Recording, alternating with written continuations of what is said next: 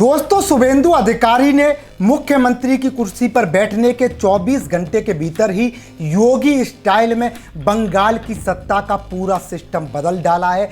बंगाल में शुभेंदु अधिकारी ने ऑपरेशन क्लीन चलाया है, यानी ममता दीदी के शागिर्दों का सफाया करना शुरू कर दिया है। बंगाल की धरती पर योगी स्टाइल में शुभेंदु अधिकारी इस समय ताबड़तोड़ एक्शन ले रहे हैं। शुभेंदु अधिकारी को पता था अगर बंगाल का सिस्टम बदलना है तो सिस्टम बदलना पड़ेगा सरकारी तंत्र का। सरकारी तंत्र का ऐसा सिस्टम शुभेंदु अधिकारी ने बदला है।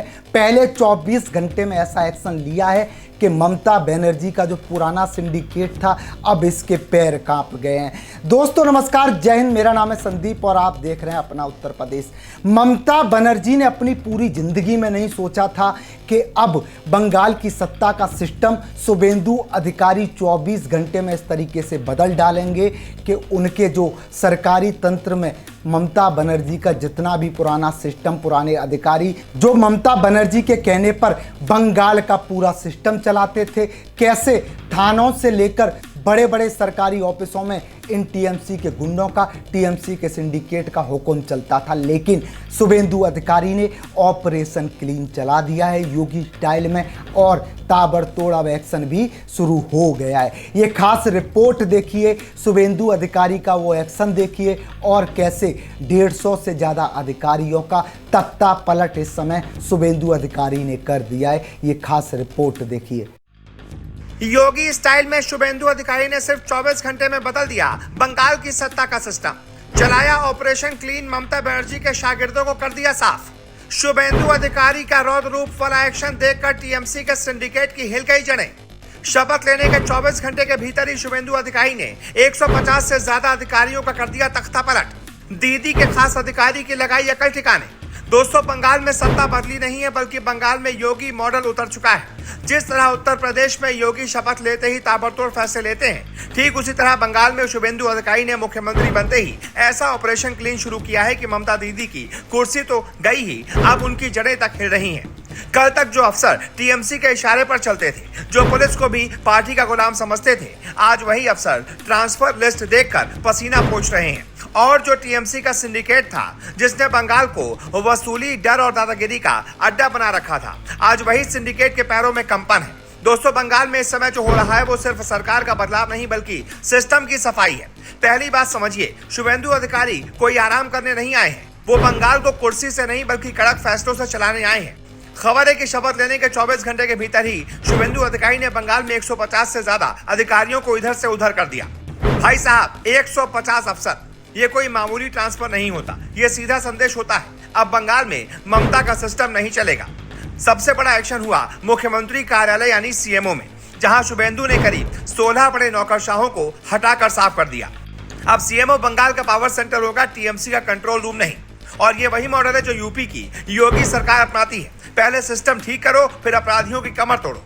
ममता की टीम बिखर गई। अब दोस्तों, इस लिस्ट में जो सबसे बड़ा नाम आया है वो है शांतनु मुखोपाध्याय। कहा जा रहा है कि ये ममता बनर्जी के बेहद करीबी अफसरों में गिने जाते थे। इसके अलावा टीएमसी से जुड़े कर्मचारी संघ के नेता प्रताप नायक को भी दार्जिलिंग भेज दिया गया। मतलब साफ है, जो भी राजनीतिक एजेंडा लेकर चलेगा उसे ठिकाने लगा दिया जाएगा। इतना ही नहीं, करीब 46 अफसरों से उनकी जिम्मेदारी भी छीन ली गई और उनकी अगली पोस्टिंग बाद में तय होगी। ये वही तरीका है जो योगी मॉडल में चलता है। पहले जिम्मेदारी हटाओ, फिर जांच शुरू करो और फिर असली सफाई करो। कोलकाता पुलिस में भी योगी स्टाइल का झटका। और दोस्तों, असली धमाका हुआ कोलकाता पुलिस में। खबर है कि 93 पुलिस अधिकारियों को राजधानी से बाहर फेंक दिया गया। अब जरा सोचिए, 93 अफसरों का एक साथ ट्रांसफर, मतलब साफ है कि सरकार को अंदर की रिपोर्ट मिल चुकी है कि कौन अफसर किसके इशारे पर खेल रहा था। अब जो पुलिस टीएमसी की गुलाम बनकर काम करती थी, अब वही पुलिस को समझ आ गया है कि बंगाल में कानून का राज है। सिस्टम के खिलाड़ी की एंट्री, शुभेंदु की रणनीति, और अब शुभेंदु अधिकारी ने अपने साथ जोड़ा है पूर्व आईएएस सुब्रत गुप्ता को। उन्हें मुख्यमंत्री का सलाहकार नियुक्त किया गया है। अब ये चाल बताती है कि शुभेंदु सिर्फ भाषण नहीं दे रहे, वो पूरी प्लानिंग के साथ उतर चुके हैं। यानी अब फैसले सिर्फ राजनीतिक नहीं होंगे, प्रशासनिक लेवल पर भी सर्जिकल स्ट्राइक होगी। दोस्तों, टीएमसी का जो सिंडिकेट सिस्टम था जिसमें वसूली होती थी, धमकी होती थी, कट्टा बम की राजनीति होती थी, आज वो सिंडिकेट सोच रहा है कि अब क्या होगा। क्योंकि अब बंगाल में सरकार नहीं बदली, अब निगाहें बदल गई हैं। अब फाइलें खुलेंगी, अब नेटवर्क टूटेगा और अब वो लोग भी रडार पर आएंगे जो कल तक खुद को अछूत समझते थे।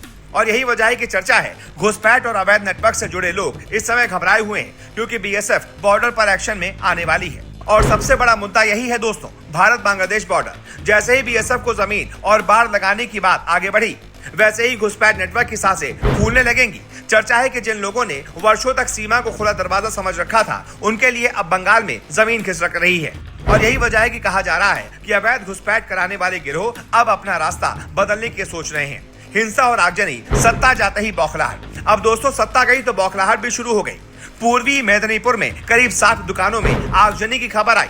लोग बाल्टी से पानी डालकर आग बुझाते दिखे, लेकिन आग इतनी भीषण थी कि सब कुछ राख हो गया। टीएमसी ने आरोप लगाया कि इसके पीछे भाजपा समर्थित लोग हैं। अभिषेक बनर्जी ने वीडियो पोस्ट करके हमला बोला। लेकिन असली सवाल यही है, अगर बंगाल में शांति चाहिए तो हिंसा कौन फैला रहा है और सत्ता जाते ही अचानक आग क्यों लगने लगी? दोस्तों ये शुरुआत है। जिस तरह यूपी में योगी ने अपराधियों को लाइन पर ला दिया, उसी तरह बंगाल में अब शुवेंदु मॉडल शुरू हो चुका है। आज ट्रांसफर हो रहे हैं, कल गिरफ्तारी होगी और परसों पूरा सिंडिकेट ढह सकता है। अब ममता बनर्जी के पास एक ही रास्ता बचा है, राजनीति बचाने के लिए लेफ्ट कांग्रेस से हाथ मिलाना। लेकिन जनता समझ चुकी है। अब सवाल यह है कि क्या बंगाल में योगी मॉडल पूरी तरह से लागू होगा? क्या टीएमसी का सिंडिकेट खत्म होगा? और क्या बंगाल में हिंदुओं को न्याय मिलेगा? कमेंट में अपनी राय लिखिए। वीडियो पसंद आया हो तो लाइक ठोकिए और बंगाल की हर बड़ी खबर से सबसे पहले और सबसे तेज रूबरू होने के लिए चैनल को सब्सक्राइब करना मत भूलिएगा।